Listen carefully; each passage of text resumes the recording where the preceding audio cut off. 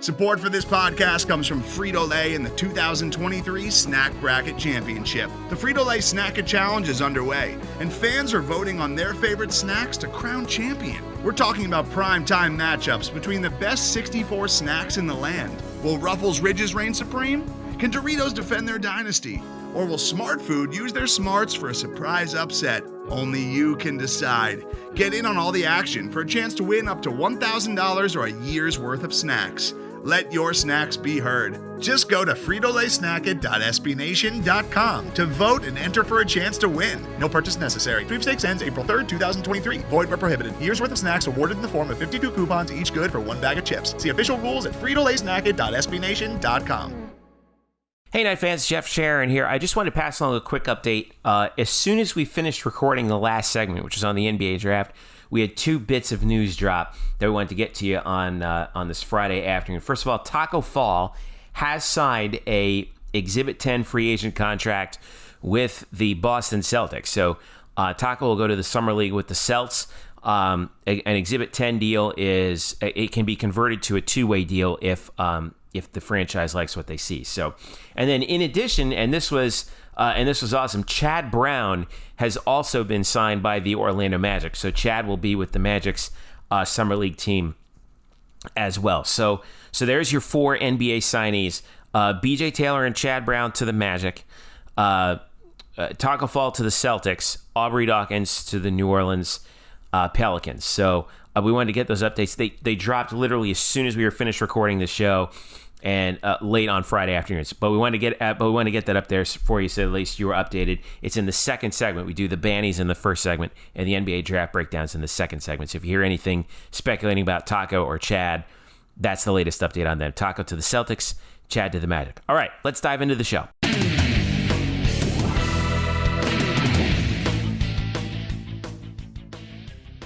How's it going? Welcome to the Black and Gold Banneret podcast. Jeff Sharon, Eric Lopez, Brian Murphy with you, and it's kind of a twofer. This is our 2019 Black and Gold Banneret postseason award show. We reveal the winners. You probably already know the winners anyway because it's posted on the site and whatnot, but we reveal the winners, we talk about the results, and we give out our postseason awards. And then later on we have, of course, we're recording this later than we usually do, about a day later. It's Friday.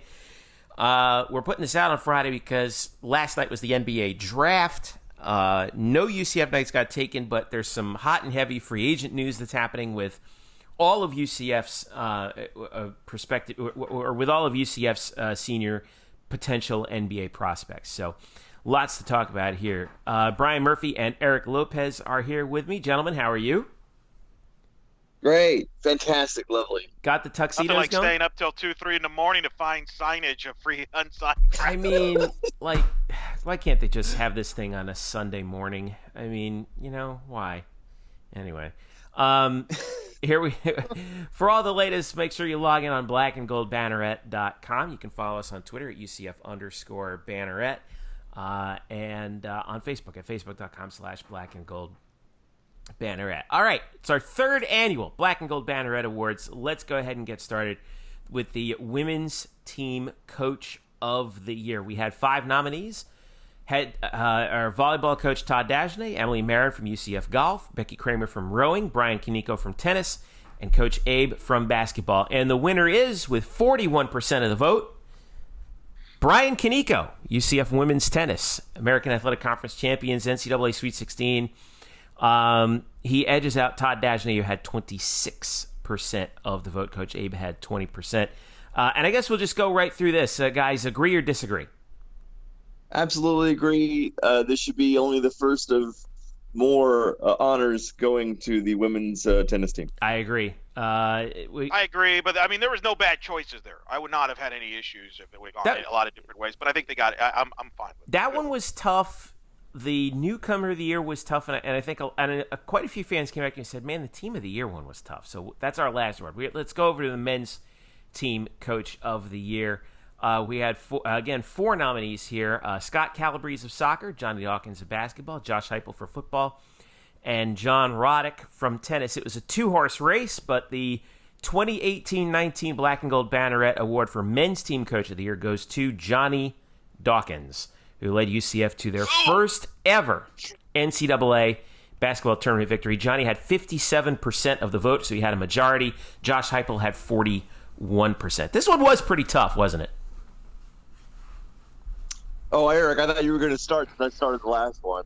I was just going to brag because I had Dawkins there. Yeah, I mean, I'm going to say this. Let's give a little more love for Scott Calabrese than 2%. I mean, this, again, its popularity of the sport has a lot to do with this but he did a heck of a job. We're taking it for granted, but, they won the conference championship, got a bye into the second round of the NCAA tournament. He did it. To turn that program around so quickly in just year 2, a phenomenal job. So I just want to give a praise to Calabrese, but obviously, yeah, I agree with Dawkins. He should have gotten it. Yeah. And I voted for Josh Heupel just because it was still his first season, even though it seems like he's been here for a decade. And he basically repeated Scott Frost, but without the bowl game win. I mean, basically everything that Scott Frost did in his first year. And I think that's I voted for Heupel too, believe it or not. But Johnny Dawkins wins it with 57%. So congrats to Johnny. Here we go. Comeback Athlete of the Year. We had 3 nominees. We had Aubrey Dawkins, Tacko Fall, Tolu Omokore, all 3 basketball players. Aubrey Dawkins wins this one, going away 66% of the vote after he missed all of 2017, 2018 with a shoulder injury. Comes back and was UCF's second leading scorer and darn near sent UCF to the Sweet 16. No surprise there, really, right? Well, this is really the only nominee that we could really think of, and we tried to pan out the category with other nominees, but this was the only one that we really had any conviction with. Yeah. If we could back the curtain a little bit. I think that's true. Breakout Athlete of the Year. This one was I was a little nothing against the winner. I was a little disappointed in this result.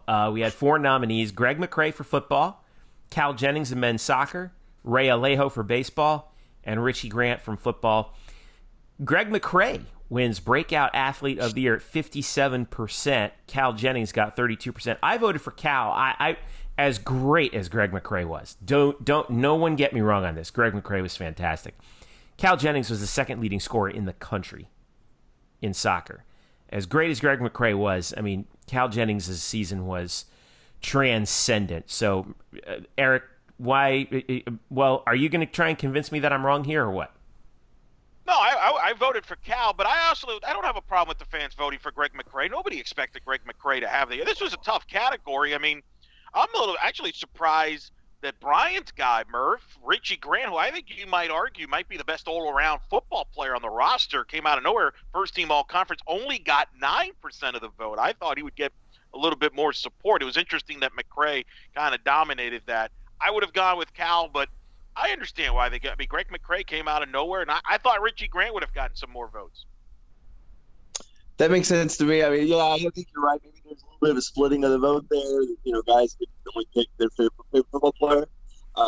But McCrae's a fine pick. Again, a guy who wasn't really expected to be a major part of the offense at the start of the year, and really wasn't a major part of the offense until the middle of the year, and then absolutely became a supernova. So this is totally understandable. I mean, like I said, nothing against Greg McCrae. Cal Jennings. And this ended up turning. I think the recurring theme here is men's soccer. Boy, they kind of were on the short end of the stick here on quite a few of the awards that they were nominated for. Senior Leader of the Year. We have B.J. Taylor from men's basketball, Matthew Micah from baseball, Jordan Pingle from volleyball, Tolu Omokore from women's basketball, and Titus Davis from football. And the winner by far and away, B.J. Taylor. I thought that the fans got the top 2 right between B.J. Taylor and Jordan Pingle. But B.J. won 60% of the vote, Jordan with 27%. How do we feel about that? Totally fine. I think B.J. Taylor exemplifies everything you want in a team leader. He's sort of somebody that, I feel like leader is sort of something that is synonymous with him, and I think he knows it. Like, he describes himself as a leader. Everything about him is just he really is. He is what this category is made for. I feel like it was because he was more visible than Jordan, which is unfortunate because to me they're two sides of the same coin. Go ahead, Eric. I'm sorry. No, I think you nailed it. I mean, that's part of it. I mean, let's be honest. I mean, men's basketball obviously more popular than volleyball, and in fairness, did go deeper into postseason than volleyball. That said, my only thing is, yes, I think BJ's leader, but I think you can make an argument that men's basketball had multiple leaders. I mean, Chad Brown, I've always, is kind of the intangible glue guy, if you will, that brings passion and helps lead the way in that regard. And Tacko is in his own way lead. So whereas I think Jordan Pingle was clearly the leader of the volleyball team, and again, I think helped the young roster lead them to a conference tournament championship that nobody was expecting. Whereas men's basketball, we were kind of expecting to make the postseason. But Brian makes valid points with BJ. I mean, I can't knock it. I mean, that's from that standpoint. So I'm with you, Jeff. I would have gone with Pingle. Okay. Newcomer Athlete of the Year ended up being. I did actually. Yeah, I did too. Newcomer Athlete of the Year ended up being the closest vote out of all the 14 awards. We had Trey Nixon from football, Elizabeth Moon from women's golf, McKenna Melville from volleyball, Andres Hernandez Betancourt of men's soccer, and Nandini Sharma of women's tennis. And the winner, great vote, by 3 percentage points, was McKenna Melville of UCF volleyball. 40% of the vote. From behind, right, Jeff? Okay, it was. The day before, it was a dead heat, and McKenna got the last couple of votes she needed to push herself over the top. Elizabeth Moon, so close, but this is one of the closest votes I think we've ever had. And McKenna gets it. No argument from here. I mean, you couldn't go wrong with you. I think it was pretty much between these two, as far as who was going to win the award. And that ended up to turn out to be largely true. But McKenna wins it in a freshman season to have 500 kills, only the second player at UCF to record 500 kills in the rally scoring era. That's something to behold, isn't it? Yeah, no, I mean, absolutely. Yeah. Well, I'm so confused about who's going first on these things. Sorry, I need to do a better job of. Air. I know. I need to do a better job of captaining this thing. Go ahead, Brian Murphy. What do you think? I'm very pleased with the result, just because McKenna. We chronicled McKenna's dominance. Of course, of the last podcast we had, we introduced the nominees. She was remarkable as a freshman, but also to see her and Elizabeth Moon finishing in front of a football player, Trey Nixon, with all, obviously we've talked about how football's more visible. It's the most popular sport on campus, and for good reason. But to see them get respect more than an offensive football player, I think it's commendable. That's good to see. Eric? I agree. I mean, I voted for Moon, but I'm not. I mean, you flip a coin. I mean, I would have been fine if they would have tied for the award. To be honest, I mean, that would, from that standpoint, I think they're both a tremendous impact. I'm just glad that they voted very well, and they both got the acknowledgement they both did, and I'm very pleased with it. I would have gone with Moon if you want to nitpick, because I think she helped make that program a national championship contending program by her arrival. But at the same time, Melville obviously is a stud player who might be the best all-around female athlete on campus, so I don't have a problem either way. Alumni of the Year. This is a new category, and this is one of the things that this is where like good voting just went out the window here. We need to. Yeah. This is where I feel like we need to have a handicap on football, right? I mean, it is usually the case in the case of a lot of these awards. We had Jermaine Taylor from basketball, Alina Reyes from soccer, Sophie Howard from soccer, Kat Souza from soccer, Traquan Smith from football. Traquan Smith won the award with 56% of the vote, beating out Alina Reyes, who had 35% of the vote. Now, all right, now I find this interesting. Okay, obviously because Traquan was a football player, that carries some of the weight. I wonder if so. Alina Reyes did not start in goal for Brazil's first game in the Women's World Cup. If she did, I wonder if she would have gotten more votes, because she would have been more visible at about the time we did the poll, right? I don't think so. I think this was a biased football thing. Hey, it's Traquan. We have great memories of Traquan.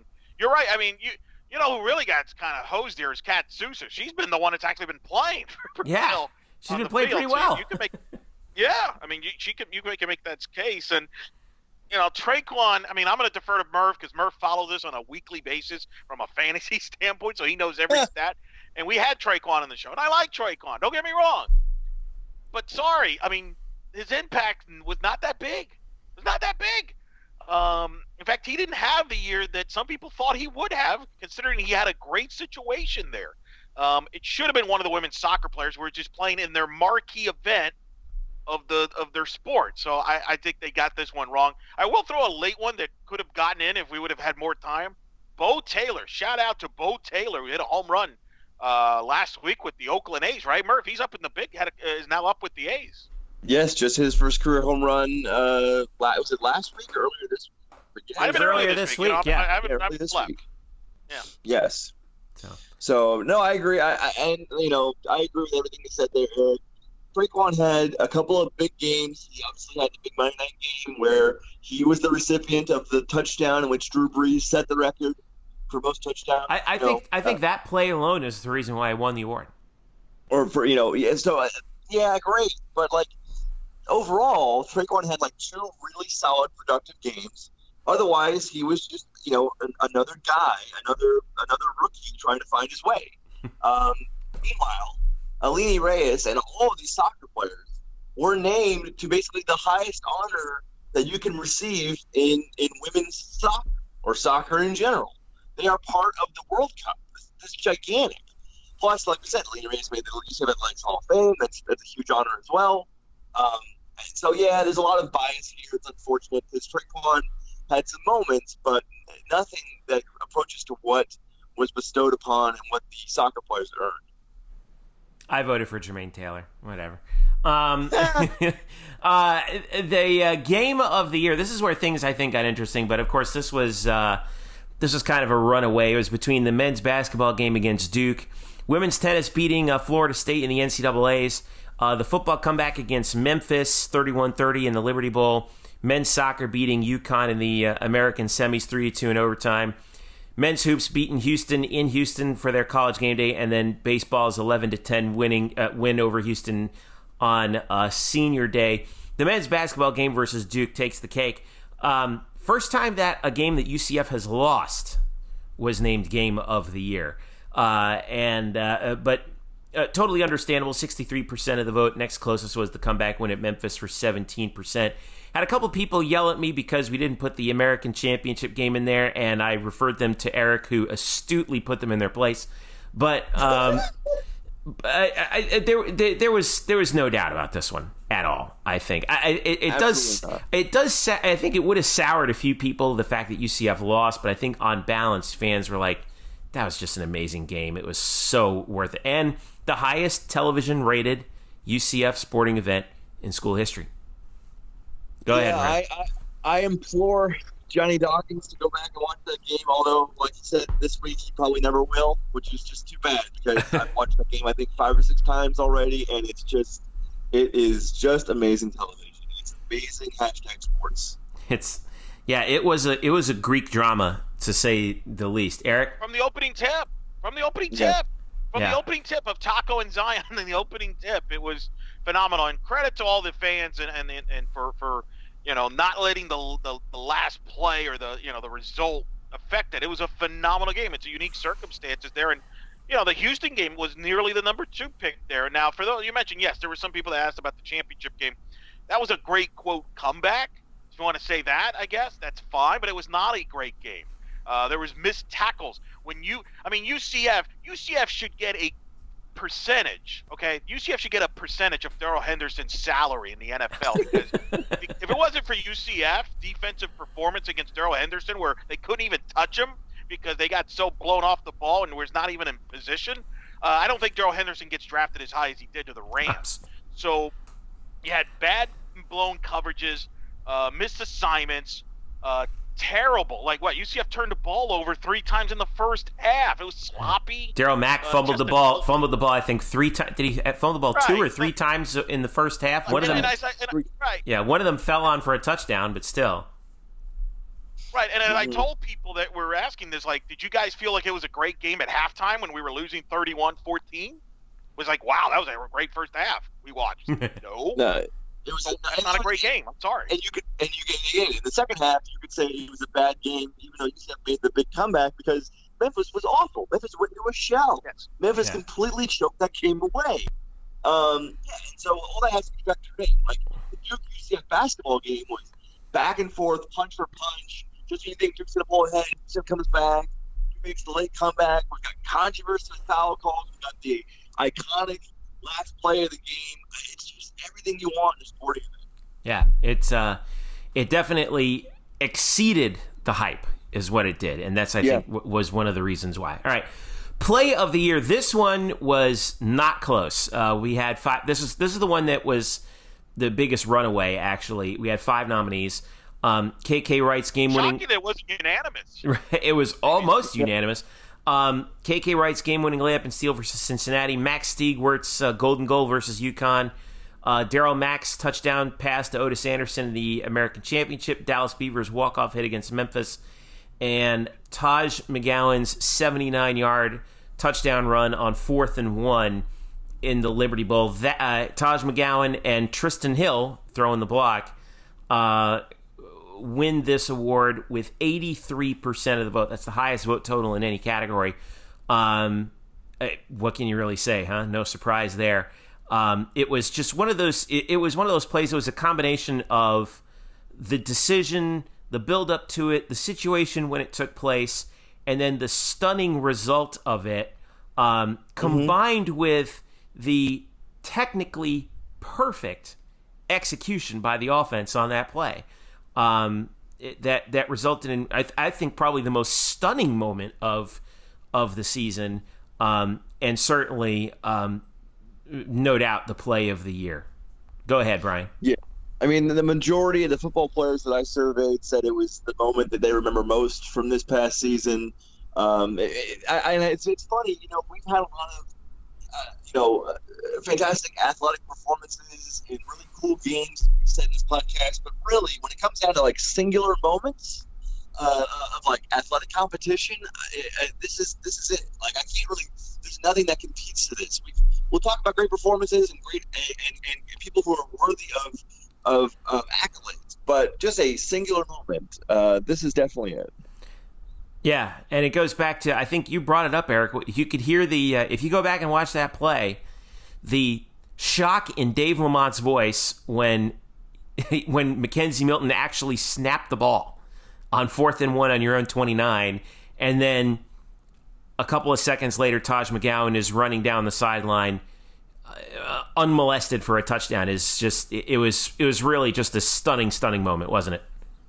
It was. I mean, to go make that play, if they don't execute that play, if they get stopped there, Memphis wins that game. Memphis probably gets scores, puts it out of reach. UCF's win streak is gone, which means college game day never comes here, more than likely. In fact, I know it would. So, and obviously it kept UCF in the headlines nationally and everything like that. So I think to me though, that's the moment that may have changed the UCF season. Because here's the thing: if they lose that game, who's to say UCF probably drops another game later on? Because that's usually what happens with teams that have long winning streaks. When you drop that first game, that second game is not too far behind. Yeah, and you know who else? I thought that was a big moment for too.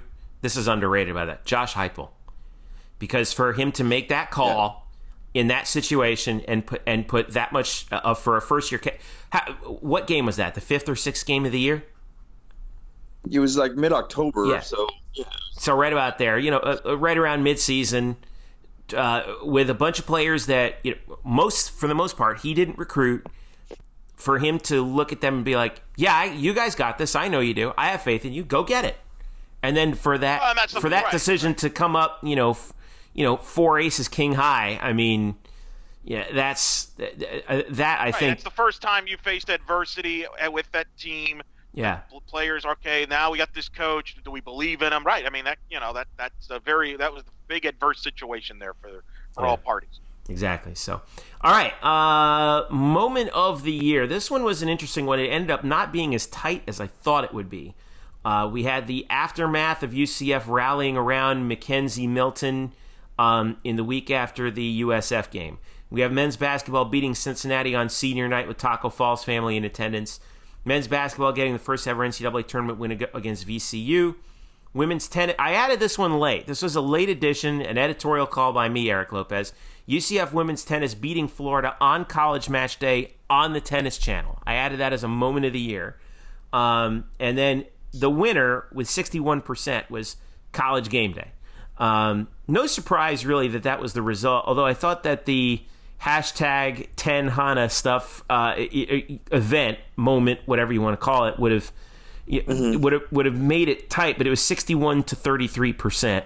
And I think that everyone sort of understood, rightly so, that College Game Day coming to UCF as an event was about way more than just football. It was about showcasing UCF as an institution, as a place on a national and really, when you think about it, worldwide stage. It was so big for the university to host College Game Day. It was big, obviously, to win the game, ESPN primetime against Cincinnati in the fashion that they did. It was a red letter day in the history of the University of Central Florida, and it would have been a very tough call for that one to go against that one. Eric, you did. I know that we were there. We saw it. We saw the event happen, but it transcended sports. I think that was one of the reasons why it was picked. Absolutely. I mean, you don't have to be a college football fan to know who College Game Day is. I mean, that's an Emmy Award-winning show, by the way. I mean, I think when not to get all media business, John Oran on you here, but you can make the argument that the two biggest television studio shows, however you want to call it, in sports right now, and perhaps it might go down in history, is Inside the NBA on TNT and ESPN College Game Day. And ESPN College Game Day has had a huge impact in college football. Everybody knows about it, and I think it was to be on the UCF campus. Who would have thought that was, especially with all the dialogues back and forth? Oh, does ESPN hate us or this or that? And and ESPN's like, you know what? Here we are. We're right here. We're gonna show up. And then to add to that, you got Kurt Herstreet and Chris Fowler, who are going to be doing the game a few hours later. That to me, a phenomenal day and night that will go beyond this year. That will, for the football program and for the university, to the point where UCF still uses video clips from that episode to promote their program even today. As they should, right, Brian? Yeah, that's right. No, absolutely. I mean, it's a great moment for the university. It's all laid out. I do wonder, though, for the people who did vote for this, I wonder how many of them actually attended the event live. Because that's a good question. Watching it on television is such a different experience. It's actually much more enjoyable on television than it is live. Much more. I was completely dead by about the second hour of that show. I wanted nothing to do with that after about 11 o'clock. So I think if you watch it on TV, it's a lot more presentable and pleasurable, because watching it live is like how long is this thing going to go on for? It was just you're there just to be there. I think and obviously it is always a TV show, but like you said, immersing the country in UCF for 3 hours on a Saturday, and really for 2 days actually, because remember they did the show the day before. Was such a tremendous moment for. Which I was there too. That was fun. That was a good time. Here's the thing: if you've never been to it, it's cool the first time. Now, to Murph's point, I haven't been a fan of the third hour edition from that standpoint in person. But it is what what they would tell you is look at our TV numbers, and people would disagree. So yes, it's a better from a TV standpoint. It is definitely much easier. In fact, as I'm scrambling to find this, because I know I wrote about it, I mentioned it. In the Orlando market, it did a strong number, game day wise. Yeah. And I think actually, in fact, I have it here. So that College Game Day of UCF was the most watched College Game Day episode in Orlando market since the Florida State Miami game in 2013, when they were both undefeated in Tallahassee. Think about that. So, to answer your question, Murph, a lot of people did probably. Right. Yeah. Performance of the year. This was there were some good ones in here that I was really happy with. Jordan Spicer's complete game in an elimination game in the American tournament. Aaliyah White's no-hitter against Coastal Carolina. Aubrey Dawkins, 32 points against Duke. And Daryl Mack's second half. Yes, definitely the second half against Memphis. The winner with 58% of the vote, Aubrey Dawkins against Duke. Daryl Mack was second. Jordan Spicer was third. Last night, during the NBA draft, I went back and I watched Aubrey Dawkins' highlights from Duke, and just it is if you ever want to show a young player what it looks like for a player to be utterly, completely locked in for 40 minutes, it's Aubrey Dawkins' highlights against Duke, because he was in absolute total control. Mike Krzyzewski said he was the best player on the floor, and that was with 3 guys who went in the top 10 in last night's draft going up against him. And it was, again, I could watch that highlight, those highlights of him on a loop, because he was so sharp in that game, wasn't he, Brian? It was something to behold.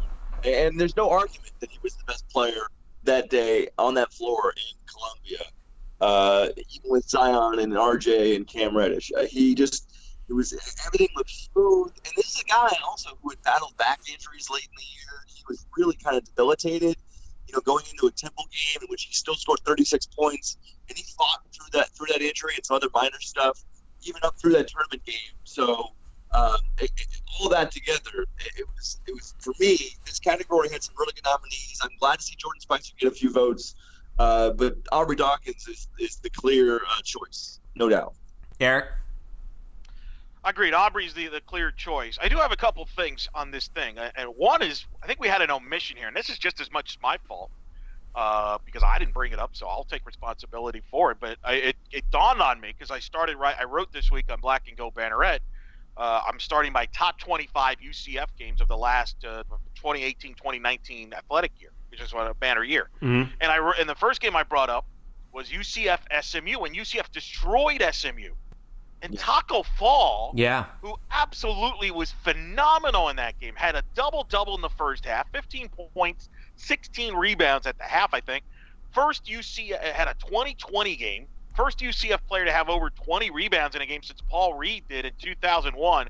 So I think we kind of I'm not saying he would have won the vote. I don't think it would have drastically affected the vote. I think Aubrey's clearly the choice. I do wonder if we would have added him, where he would have kind of lined up. Would he have maybe gotten second place or third place? So that's just acknowledgement on Tacko's performance against SMU there. And then the other part is, I wonder, Jordan Spicer, had UCF made the NCAA tournament because of that win, would he have gotten more votes? Because that was a good phenomenal performance. Mm-hmm. Your thoughts on that, Murph? Since you were at both.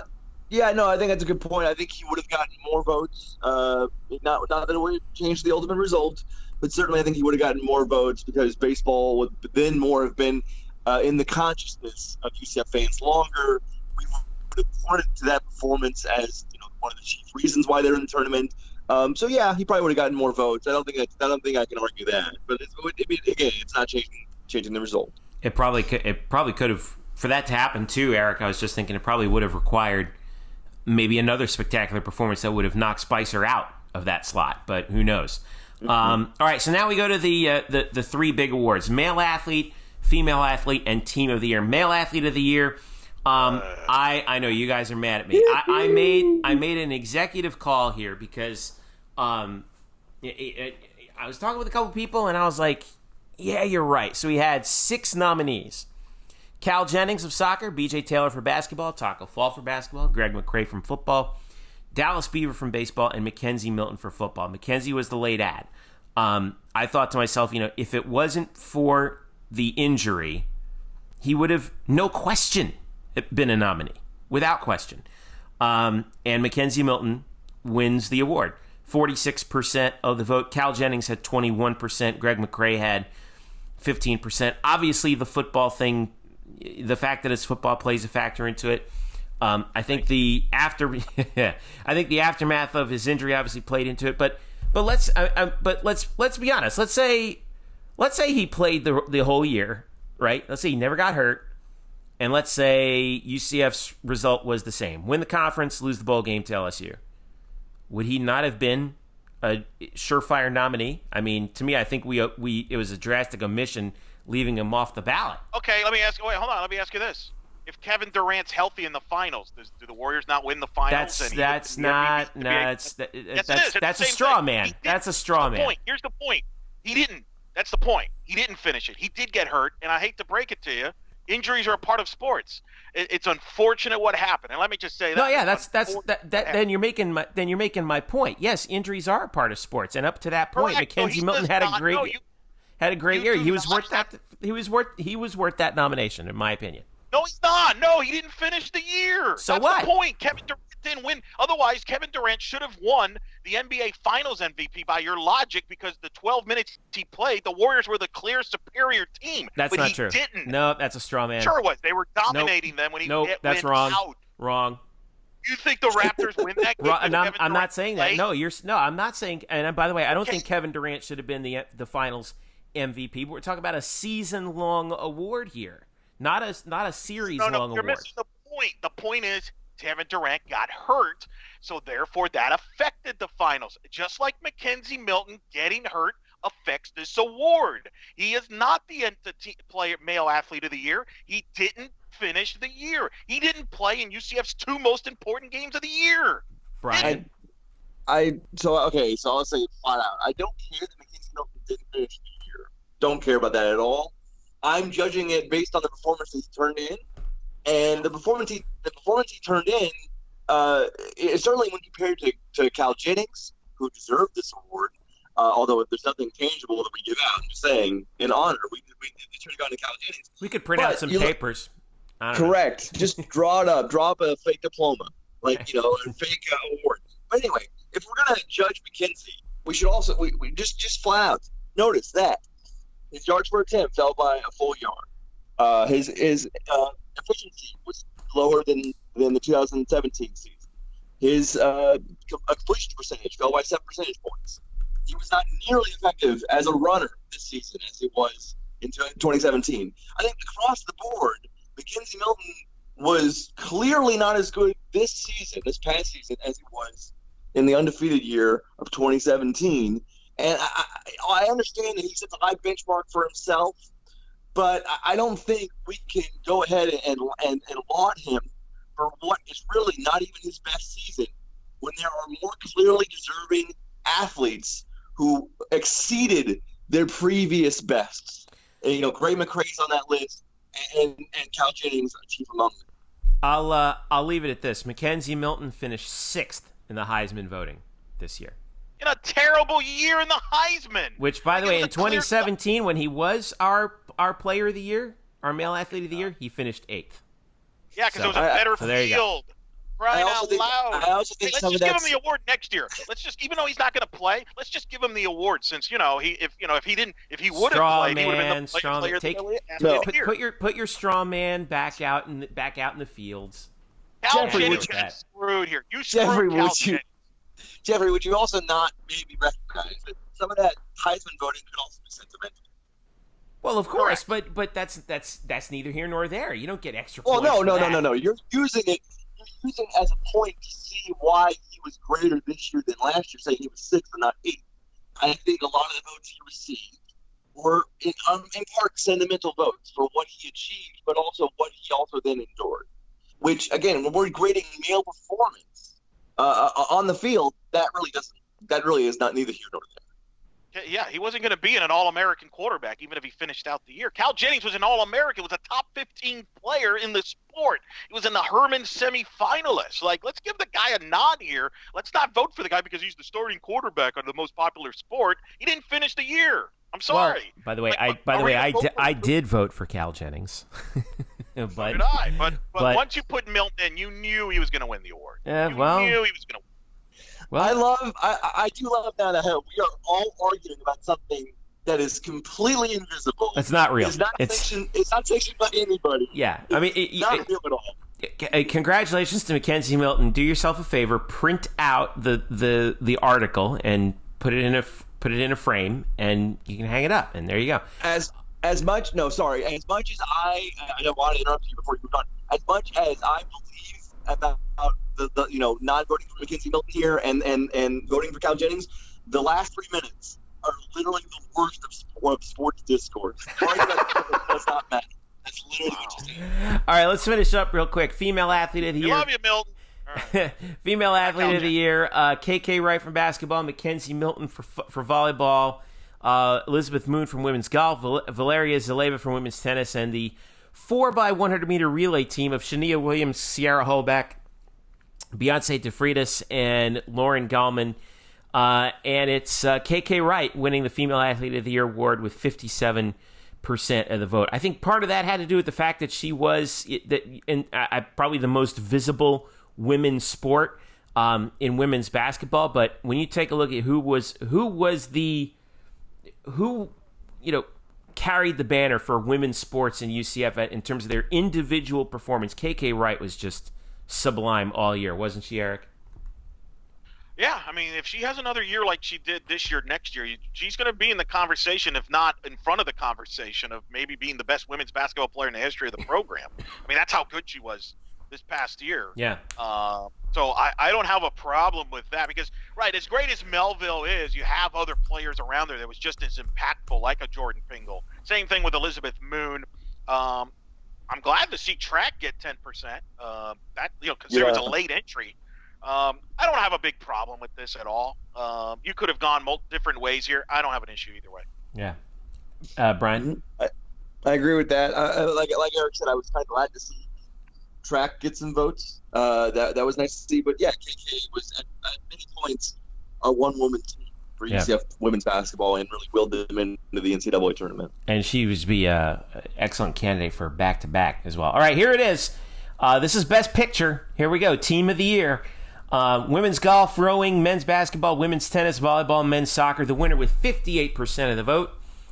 UCF men's basketball edging out women's tennis, who had 31% of the vote. It was a little closer than I thought. I think usually when you see men's basketball or football up there, I think football was it was a runaway winner last year. But men's basketball winning an NCAA tournament game for the first time in school history and treating us to that great game against Duke. They didn't win the conference, but they nearly made it to the second weekend of the tournament, just inches from that. I voted for women's tennis, and just because, I think that because it's men's basketball, they get the sort of visibility curve a little bit again, but hard for me to argue with it, though. Don't you think, Brian? Well, yeah, but I voted for women's tennis as well, and we can mention like what UCF basketball did at the end of the year to get into the tournament, right? And the game, that's fantastic. But the overall body of work, you can't argue with how dominant women's tennis was for the last 6 weeks of the season into the NCAA tournament, getting to the Sweet 16, shutting out opponents. It was dominant, and I think they deserve more love here. But I understand why basketball won out. Yeah. Eric? Yeah, I mean, you could say, women's tennis probably should have won it, and normally I would kind of preach with that because, yes, if football and men's basketball are are nominated, they're going to win. But I understand the vote. Look, this team made the tournament for the first time in 14 years, won the first ever NCAA tournament game in program history, and was within, again, an Aubrey Dawkins tip-in away from a Sweet 16, maybe further. A BJ Taylor running layup that we've seen 500 times in the last 4 years, right? If Aubrey Dawkins tipping goes in, actually women's tennis probably wins the vote. But I understand the vote. I'm not going to qualm about it. I'm glad women's tennis got a lot of votes. But I understand the vote there. I think if we would have said this in October, hey, men's basketball would make the tournament and win their first ever tournament game, we would have said, oh, that's a slam dunk team of the year. It's a credit to women's tennis to making this a debate. Yeah. Credit to them. So there it is, your 2019 Black and Gold Banneret Awards. I'm going to post a little the results from the last 3 years up here, I think, a little bit later on a page. So. But nonetheless, there you have it. If you have, and again, thanks to everyone who voted. We appreciate you guys letting us know, what your thoughts were on this throughout the year. So what a year it's been for UCF athletics. Stick around. We're gonna take a quick break. We come back. I got to dip out. Eric Lopez and Brian Murphy are going to talk about the NBA draft, what was and what wasn't, and we got some breaking news also today regarding UCF players going into the NBA and getting their shot at the association. Stick around. We'll be right back. This is the Black and Gold Banneret Podcast. Today's episode is brought to you by Cars.com. With over 2 million vehicles and 50,000 more added every day, Cars.com will match you with the perfect car for you, your budget, your life, your style. And if you're ready to say goodbye to your current car, Cars.com will get you an instant offer to cash it in. Just start by entering your license plate and get matched with a local dealer who will write you the check.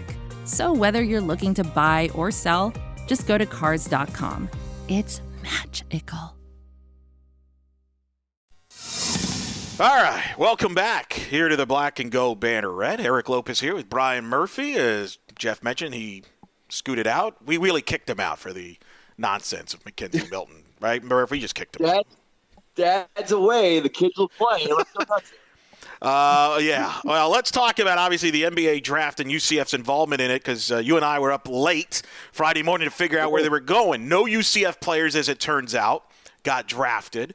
I think we found out around, 1:30 in the morning Eastern time that Aubrey Dawkins was signed with the New Orleans Pelicans, and we'll get into the details of that in a moment. And then Friday, other news coming out, Murph, of other signing, including a local guy staying local. Yes, B.J. Taylor, as of earlier this afternoon, actually, as of about 2 p.m. Friday afternoon, word breaks that B.J. Taylor has signed on and will join the Orlando Magic in their summer league coming up here shortly. But it's a great fit, isn't it, Eric? When you've got a Boone High School grad, an Orlando Magic fan, a Tracy McGrady a fan, a guy he idolizes, plays at college in Orlando, and now will get his first pro opportunity with the hometown team. I mean, how does this not fit perfectly? It is, and on the court, I think it's a good fit. I mean, the Orlando Magic, and for those that don't follow me closely enough, I do cover the NBA on the side. I've covered it since 2005 for various organizations, currently doing it for MetroSource, so I cover the Magic on a regular basis. And the Magic are thin at the point guard position. I mean, DJ Augustine is their starting point guard. Then you got guys like Isaiah Briscoe as among their backup point guards. So I actually think for BJ, Murph, this is a good spot for him. We'll get to that, but let's first address no UCF players drafted. That was the speculation. A lot of people thought Tacko Fall might get drafted. He was probably the popular vote as far as the most likely to get drafted of the group. Yes. It turns out he does not. What's your reaction to none of the UCF players? Personally, I'm not surprised that they didn't get drafted. I'm actually was more surprised at the hype that Tacko got towards the end, which probably led us to believe, and maybe even led him to believe that he was going to get drafted. He was actually there in person in the stands watching it. I wasn't as shocked because I still question where Tacko fits in the NBA landscape. What was your reaction? Yeah, I think it's true, Eric. I think I had seen more hype around Tacko in the past maybe 10 days. I really thought, and if you asked me 2 weeks ago, I was almost dead certain that Tacko gets drafted. I maybe even said that on this podcast, that Tacko gets drafted. However, just combing through all the mock drafts and the analysis and the draft rankings, he really had fallen out of most of them. All of the reputable ones basically did not have him included. And so, and then, I think we're kind of suckered into, eating too much of the hype. And now it looks like that we're coming back to reality of where does Tacko fit in the NBA? This is why teams frown upon him, because there's really not a spot for a guy who relies on his size more than his athleticism. I mean, he's a paint player only. He does not shoot. He's a decent rebounder, but for his size, you expect him to be a little better. Obviously, he can be a fantastic rim protector, but if that's the only thing he can really do to help your team, then he's probably not worth the top 60 pick. Unfortunately, because of our allegiances, our biases, very apparently, and some of the buzz that Tacko got coming out of the NCAA tournament and over the last month, I think we kind of, made ourselves believe something that didn't end up being true, and we probably should have seen coming all along. If this was the year 2000 draft, I think he gets drafted. Maybe he gets drafted in the first round. The game's different now. The game is different now. Like you mentioned, you hit it on the head, and I've seen it in person. The big man today's role is completely different. You as a center position, you have to shoot from the perimeter. Look at all the bigs. They have an outside game. Nikola Jokic, Marc Gasol, Brook Lopez, DeMarcus Cousins. It can go on and on throughout the list of the NBA. The game has changed where now all five guys they try to get on the court can shoot. which means as a center, you can't just live in the paint anymore. You got to guard outside. And if you can't score in today's NBA, you're going to be left wide open there. And I think Tacko's limitation offensively is a question. I think his limitations, is he athletic enough to stay with a center in the NBA, guard him in the perimeter, is a question. And he has an injury history. So I think all those factors is the reason why he ended up not getting drafted. And I just don't think he fits in today's NBA. I did think he might gotten picked because of the hype and the name, and you could always stash him there and be an ambassador, but clearly that was not the case. Let's get into BJ, since that is the most recent signing, and I teased that a little bit. I think B.J. Taylor is in a great spot with the Magic. I was starting to talk. DJ Augustine is their starting point guard. He had a good year for the Magic last year, but not really anybody great. Isaiah Briscoe is like among their backups. I think if B.J. Taylor has a good summer league, he has a legit chance here to impress the Magic and make this roster here, Murph, because they are thin in the backcourt, in particular in the point guard position. Yeah, I mean, you can speak to the fit more than I can. I can definitely say with BJ, I think the reason why he's only a signee and he was not, in the draft, he's an undersized guard at the NBA. He's definitely at 6'2", he's undersized. But what he is, he's a pretty broad kid. He's also an extremely tough kid. He loves to drive the lane. He loves to draw. He loves to get fouls. He loves to go to the line. I think those are skills, and that toughness is rewarded in the NBA. You want to draw fouls and face it. That's really what James Harden's game is all about when he's not shooting threes. PJ's a good team leader. We talked about that, in the earlier segment about him being just a fantastic locker room guy and also a team leader. But he can really run a team. He can run the pick and roll. He's I would say above average 3-point shooter. He's not great. He's not lights out. Aubrey Dawkins is a better shooter overall, but he's capable enough to be an offensive force from the perimeter. So he does a lot of things well. He does a lot of things well. It's just, probably his size, his diminutive height, and his age probably held him back a little bit. But you know what? If he goes out there and he shines in summer league and shows that toughness, that leadership, and hits some threes, then yeah, you're probably right. He can definitely make a roster that's thin at his position. How do you feel about his jump shot? Do you think it'll translate to the NBA? Because as a point guard with his size, I agree with you. His size is definitely a detriment to him. Because this league keeps getting bigger and bigger every year. Teams are looking with wingspan. I mean, that's a popular name that you use in drinking games and the drafts and all that. But people are looking for big size guards, and I think you're right. The size is a factor. The two questions I have for you: can his jump shot translate in the NBA? Can he be a perimeter 3-point shooter in the NBA level consistently? And number two, can he guard? Because you look at a guy that made a big factor in the NBA Finals, Fred VanVleet, was undrafted, Wichita State. But what got him into the league was he could hit the perimeter shot and he can guard you. Like he was guarding Steph Curry throughout that finals and chasing him down. Can B.J. Taylor, how do you feel about those two aspects of the game in the next level? Yeah, I know. I think it's a great comp. It's the same player that Johnny Dawkins mentioned when I talked to him earlier this week. When we talked about B.J. finding a fit, Johnny's like, look at Fred VanVleet. VanVleet, talk about age. He's 25 now. He turns 26 next year. I mean, it's in the middle of next year. He's an old. He's old. He's undersized, only 6 foot. BJ's taller than him. But yeah, what does he do well? He hits threes and he tees well. He's a 3-and-D guard. I don't know if I've seen enough from BJ to where I think he's that great. He's not that. I know that BJ Taylor at his best is not as good as what we saw from Fred VanVleet this year at his best as a shooter. And I do want to see more from BJ. Also, inside the perimeter, he needs to hit. I mean, I know the mid-range game is kind of going away, but he really, other than a floater and some baseline stuff, he really doesn't have much of an offensive repertoire, below the 3-point line. And then defensively, you do wonder at his size if he can be that great. I don't think we saw that. I think they were better on-ball defenders for this team this year at UCF. Aubrey Dawkins, Terrell Allen was better. Deion Griffin was better as a defender. I don't know if BJ's up to that level of defense either. So I think VanVleet's a good comp, and yet BJ Taylor's sort of like a poor man's VanVleet.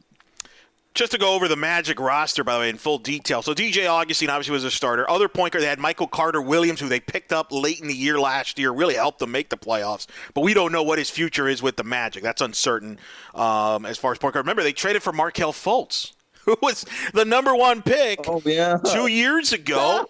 So he's kind of a project. We don't know. They have Jerry and Grant, who's just whatever.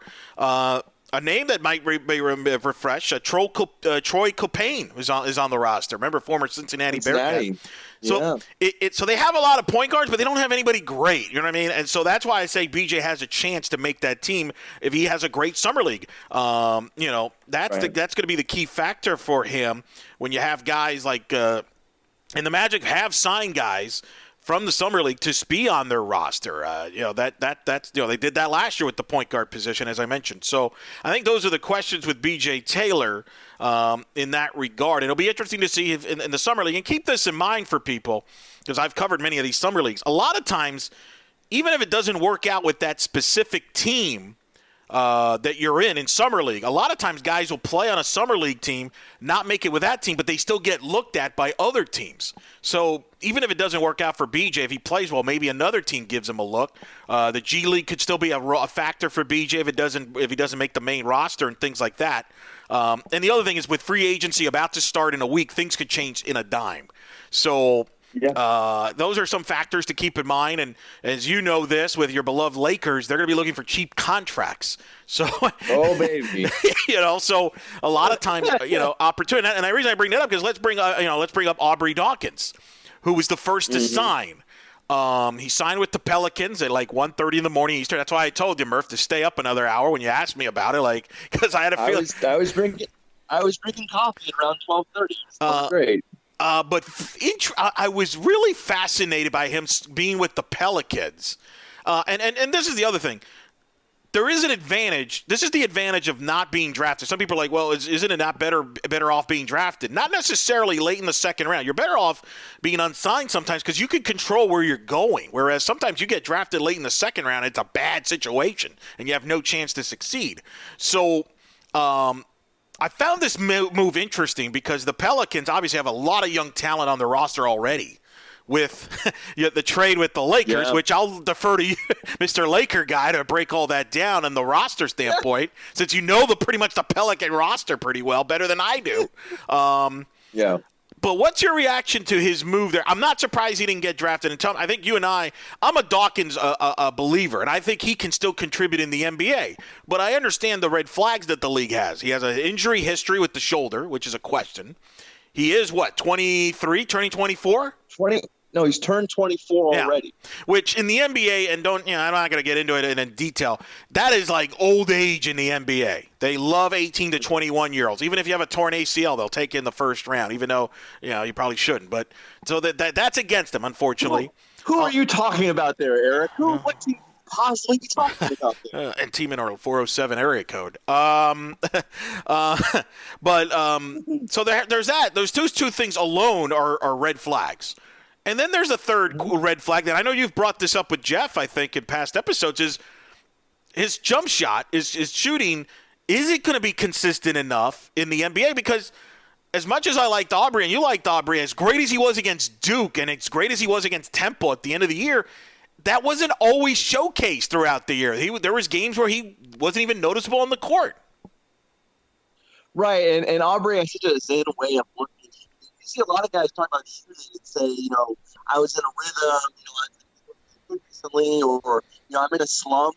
Aubrey doesn't look at shooting that way. He really just looks at it like, hey, the shots go in or the shots don't go in. Every game's different. Nothing I can do to control it. The shots go in, the shots don't go in, which is sort of a weird way to approach it because so many other guys look at it differently. But I do think, yes, at times it was inconsistent. The shooting was inconsistent. But we've saw games in which he took over the game with his shooting. He was unstoppable from the corner, from above the elbow, at the free throw line. I think the problem with Aubrey, besides the age and the injury history, is he doesn't create his own shot. Yeah. He needs to come off screens, and really needs to get good passes to shoot open shots. He's not going to drive on you and create his own layups, and really move to get his own shot. He will move without the ball, but you need to feed him. But I think at some point, I don't think there's any doubt. I think Eric, you'll agree. He has the best chance of lasting in the NBA because this is what they look like. He is a lanky, mature, 6'6", 3-and-D wing. Yeah. I mean, I know the NBA is populated with these guys to the brim, but this is what NBA is now. They want guys who can guard different positions, which he can do. He's a very good on-ball defender. He's a very good defender. He played a lot on Zion Williamson against Duke in the tournament game and held himself pretty well. He can shoot the hell out of the ball on some nights. You just want to see him be more consistent. And if it is, then he's definitely an NBA player. So I think he's got the best chance of making it. I understand the red flags.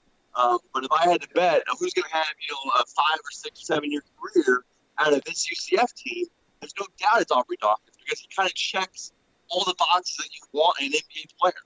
Agreed, and that's why even though Tacko had all the hype and all this stuff, I kind of agree with the order of the NBA signings here, with Aubrey being the first to sign and then BJ second before Tacko, because I think those two have a better chance of contributing in today's NBA better than Tacko does. So I think that's kind of right in that regard. Now, the Pelicans is fascinating to me because obviously that's a headliner. There's the obviously juicy storyline that he's reunited with Zion Williamson.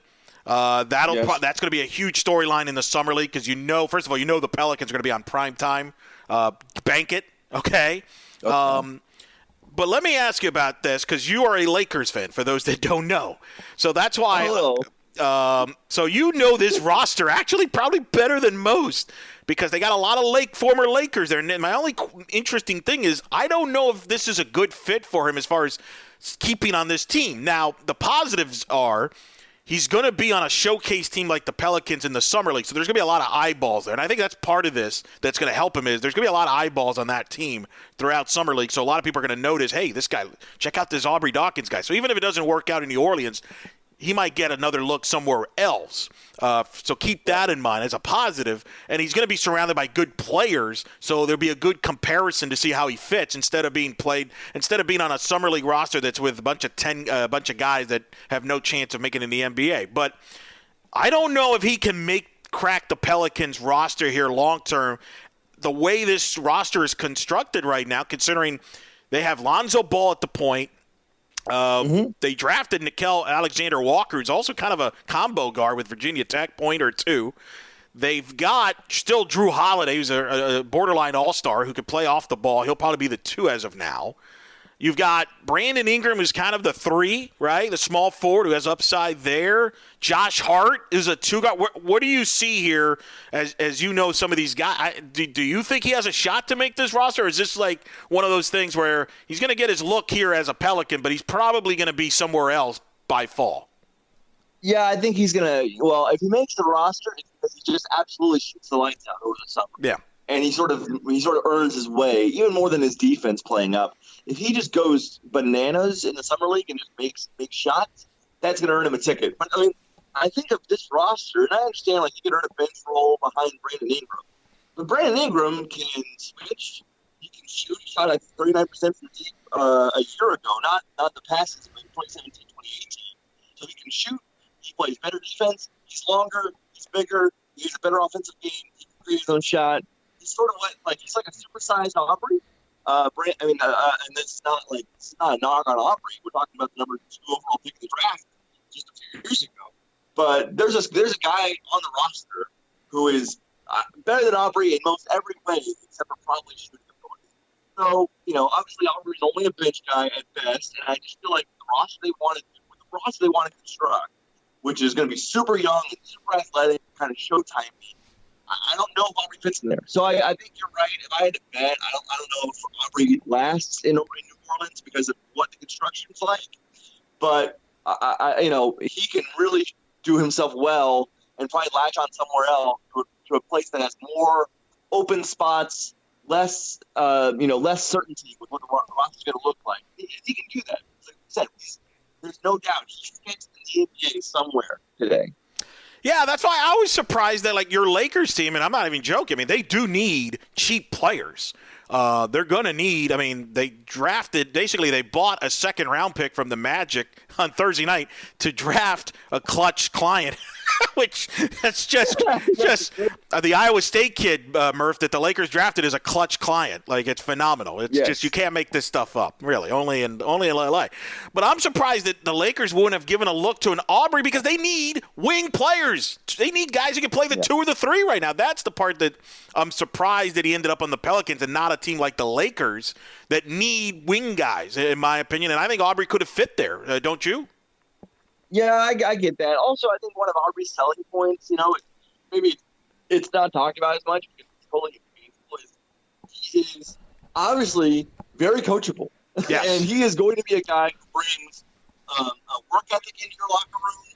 He is not – you know what you're getting with him? He is just a really solid human being. He's not going to be erratic. He is just very, very solid. You know what you're getting. He's trusting. He can be a leader.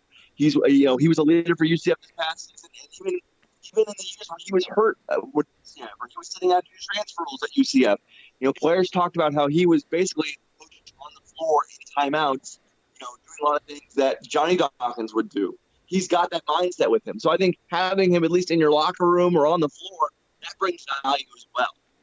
It brings value to a young team, but not a young team like New Orleans, which is trying to build something a little different, I think. That I don't know if fits Aubrey's skill set, and I think already sort of presses him out of the picture. But somewhere that works. Again, I'll repeat myself. Aubrey Dawkins going to play in the NBA. I don't think he'll do it in New Orleans, but he's going to play something.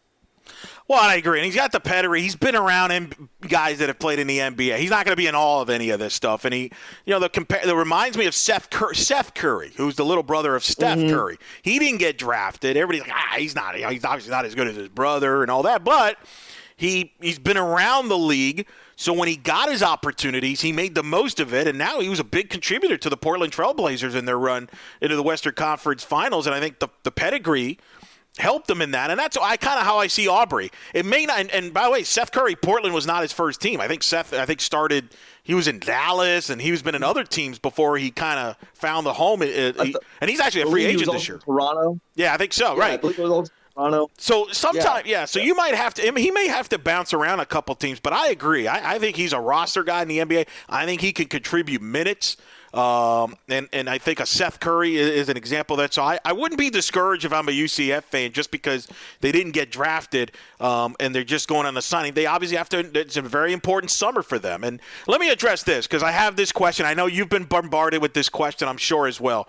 Well, by him not being drafted, does that mean he made a mistake not coming back for his senior year? And I'm talking about Aubrey. Do you want to take that first, or do you want me to go ahead? You take that one first, because I know you're fired up about that one every time people ask that. I mean, do people really believe that? Do they really believe I can tell that a man who had spent 6 years in college, basically, out of high school, he went to a prep school in the New England area. So there was that. Then he was at Michigan. Then he transferred. Then he got hurt. Then he played again. And he was only a junior. He's not coming into the year as a 24-year-old junior thinking about what he can do to become a 25-year-old senior. He then stayed healthy, one, and two, had the best performance of the year on the national stage against the top-ranked team in the nation. You have to go. And Aubrey will not hide from this. He understands there was no choice to be made. As long as he stayed healthy and played well, he was gone. He was always gone. And then at the end of the year, there was performances that just punctuated that they had certain that he was going to leave. It was just, can he stay healthy? He did. He played well. He's got to go now. He's not going to be for his 7th year of college. And his stock was not – he could have had the best year ever next year at UCF. He could have led him in scoring. He could have been an all-conference player. Maybe he could have been player of the year and all that stuff. And it would not have changed his draft status at all. In fact, this was a weak draft, and he still didn't get drafted. Yeah. And next year it's supposed to be stronger. So and he would have gotten a year older, which is a strike against him. And so I agree with you 100%. That's why, but I had to bring it up because people still ask me. I got a text about it during the draft because people are like, so, did he make a mistake? And that's always the conclusion that people make when a player doesn't get drafted is, did he make a mistake? I don't. And you're right. What if he gets hurt next year? What if he comes back and gets hurt? Then what? And now he's really screwed. And so I agree 100%. Now, you mentioned, it's a little tease. It's up right now on Black and Gold Banneret. You had a chance to talk to Johnny Dawkins one-on-one via the phone. And you brought up, and you talked, not Aubrey, Johnny Dawkins. I came right into Johnny's office. You went to his office. Wow, look at you. Yeah. I'm sorry. Hey, Bill, big time. Hey, go to the office. You obviously, that article is in there. It's Johnny Dawkins, head coach, and you talked about Aubrey, but you also talked about all the other UCF players as far as their draft prospects. What can you tell us for the audience there that you wrote about that you found interesting there in that conversation? Well, I think a couple of things about the other guys. Obviously he's going to advocate for all of the UCF players. He's gonna say things that make it look like, of course, they belong in the league. But I thought it was interesting that he called Chad Brown the greatest teammate you could ever have, and I think he honestly believes that. Even we talk about BJ's leadership and Aubrey's maturity. I think Chad Brown, I think, was, like you said early in the podcast, the locker room glue for this team. The guy that really held everybody together and was really the motivator. So I thought that was interesting. He called Dayon Griffin probably the best perimeter defender, which is something that I don't think people appreciate enough of from Dayon. We all know he can shoot, kind of a microwave shooter, but he really does play good defense. And I do think there is some bitterness, both on the part of Aubrey and Johnny, of the process that Aubrey is basically subjected to because he's 24 and not 20. And Johnny went into detail about this, about how the league, loves the teenagers, the 18, 19, 20-year-old kids because they see potential. Well, that potential doesn't always develop. And in that case, they cost themselves a guy in Aubrey Dawkins who is already developed, who has already become the player he's going to become, and he's not a bad player. But because of his age, they overlook him. And so there's some bitterness there that was pretty evident in talking to Johnny about the process. But it's nice to see that honestly from obviously a coach, but also a father who knows that his son is being looked down upon because of some things that are out of his control. He's 100% right. In fact, that's been the trend. You're right. They always go upside, potential, wingspan. What's your, and the 18 to 21-year-old on the upside. And we are seeing more and more. It used to be that if you didn't get drafted in the first round, you had no chance. Probably a decade ago or 2 decades. Now, you're starting to see more and more guys in the second round and even undrafted players making impact in the NBA. Let me give you this stat. This past year, from the 2018 NBA draft, 31 undrafted players played minutes this past season in the NBA. 2017 NBA draft, 35 undrafted players played NBA minutes. 2016 NBA draft, 36 players played minutes in the NBA, including the aforementioned Fred VanVleet with the Raptors. I'm not even counting second round guys like Nikola Jokic, who's probably going to be a top 5 NBA MVP finalist when they announce the awards next week. He was a second round pick. Draymond Green, second round pick.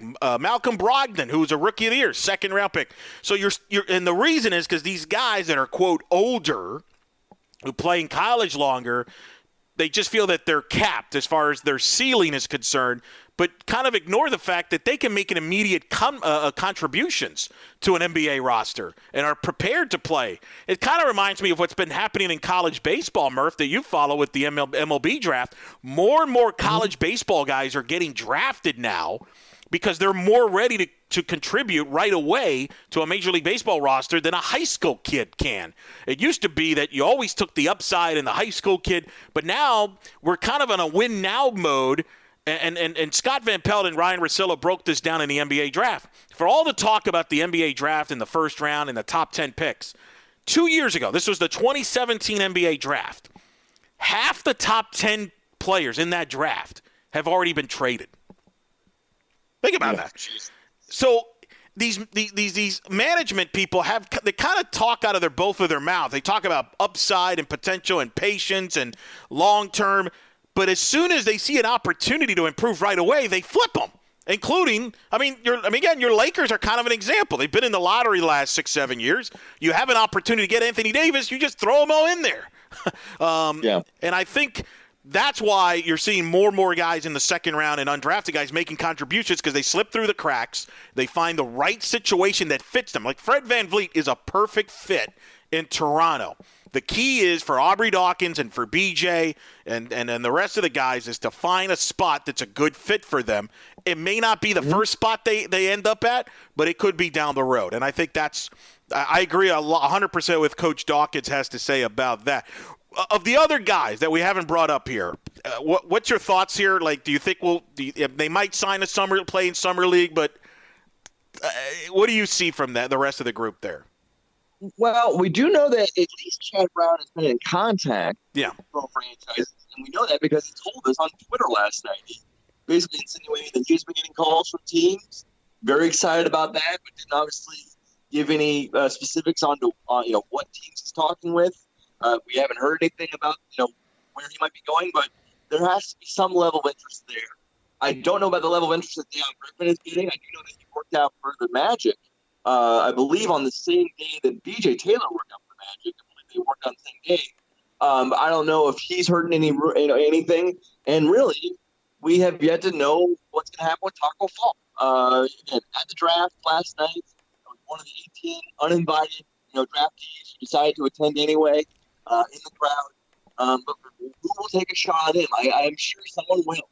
Because, yes, the NBA is different, but he is still 7'7". And you kind of have to take a shot somewhere, even if you stick him in your G League or just something to see what he is. So I do not know what's going to happen with Chad and with Deion.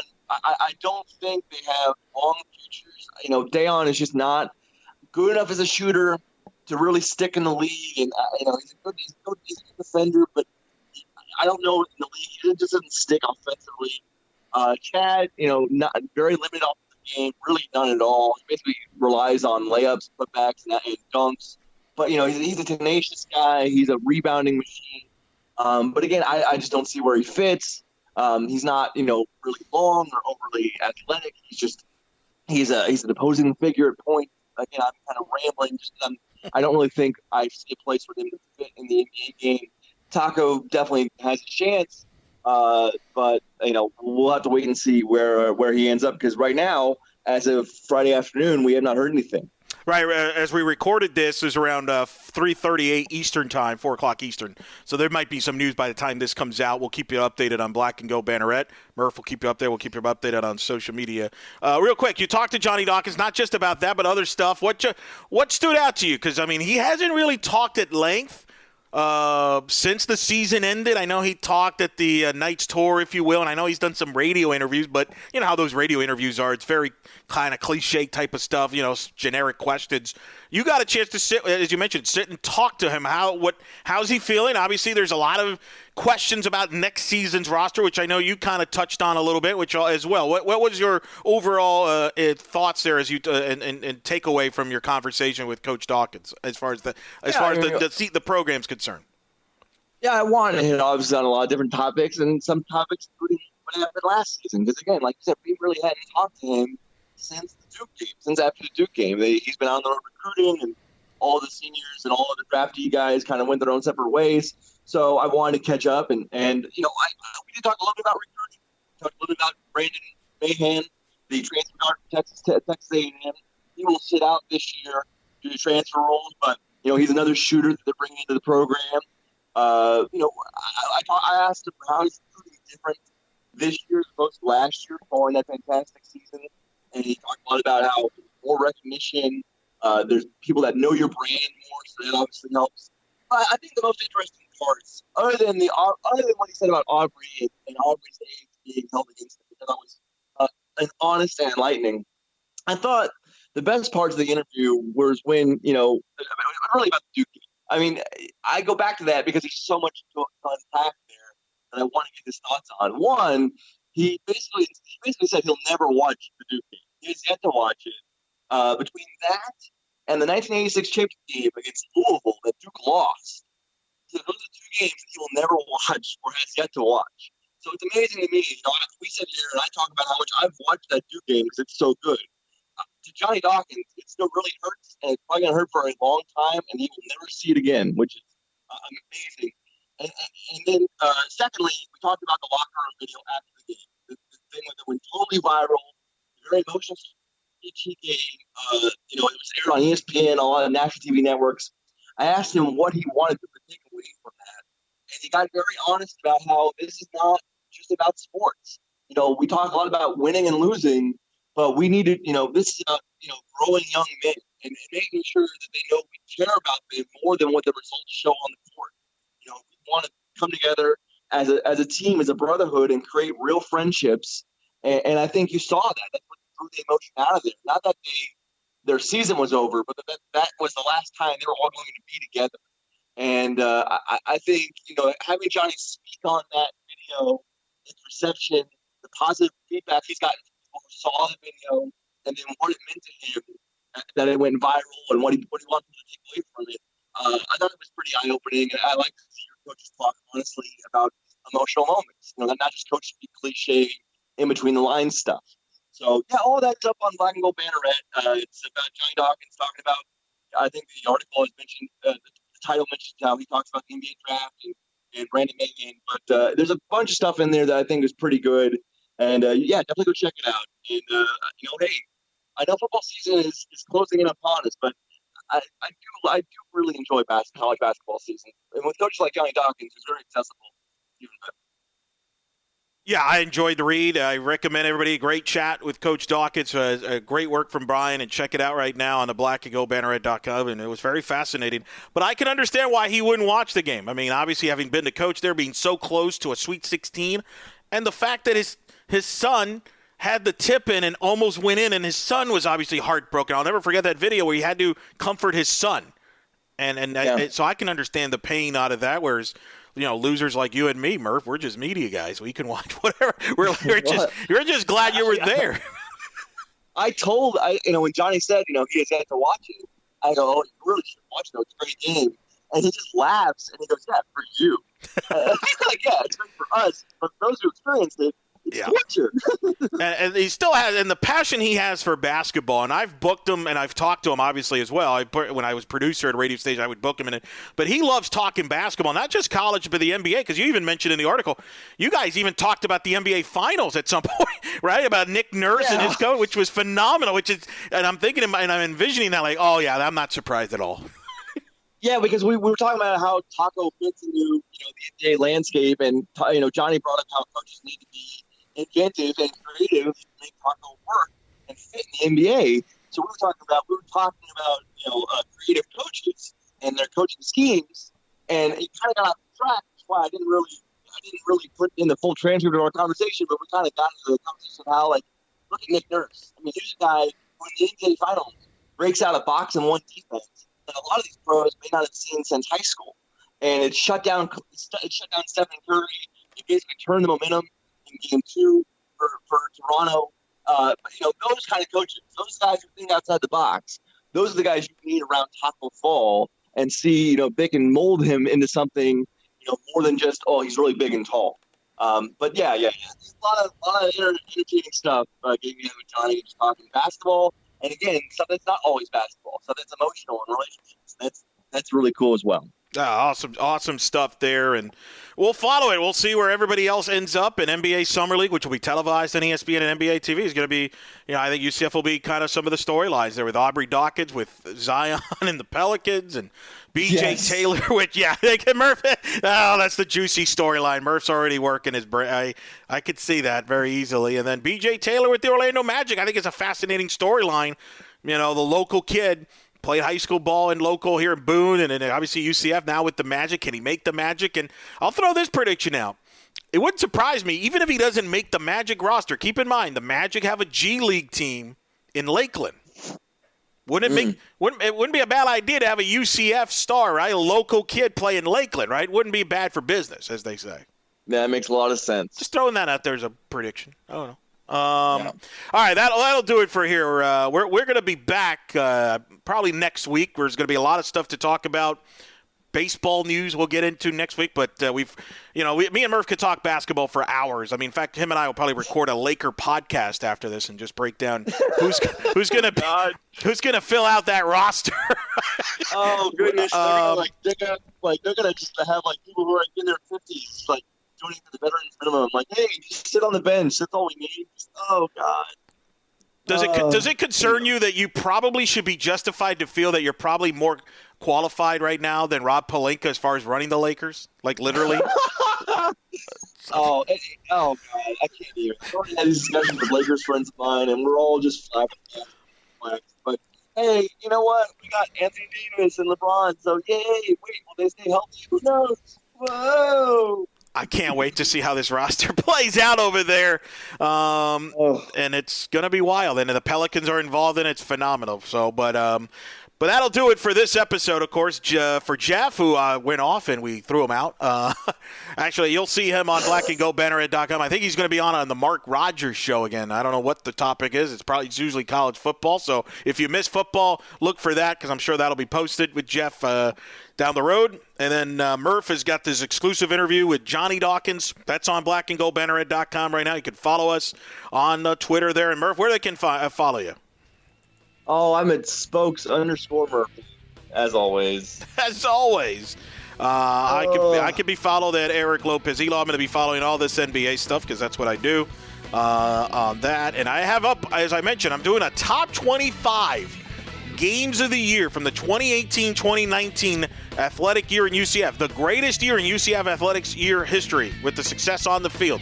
And I'm going to try to break that down into 25 games from the athletic year with all their sports in it somehow, some way. This is commitment. This is definitely commitment. It's called summer programming. Content as well. Content. Hashtag content. Content, yes. Follow us on UCF_Banneret as well on Twitter. So, for Jeff Sharon, who left us, for Brian Murphy, I'm Eric Lopez. We hope you've enjoyed this edition of the Black and Gold Banneret.